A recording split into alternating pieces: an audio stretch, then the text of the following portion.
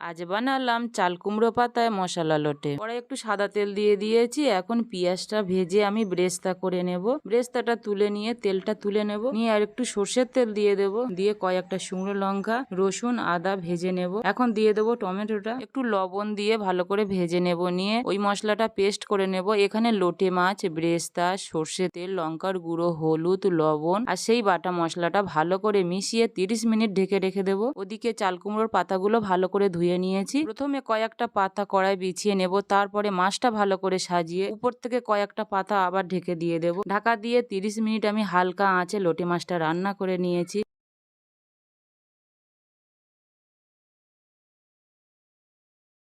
এই দেখুন বন্ধুরা, লোটে মাছটা আমার রান্না হয়ে গেছে। খেয়ে দেখতে হবে তো, তাড়াতাড়ি চলে আসো। দারুণ হয়েছে। একটাবার কিন্তু ভাজা মশলা দিয়ে এইভাবে বানিয়ে দেখবেন, খেতে কিন্তু খুব দারুণ হয়েছে।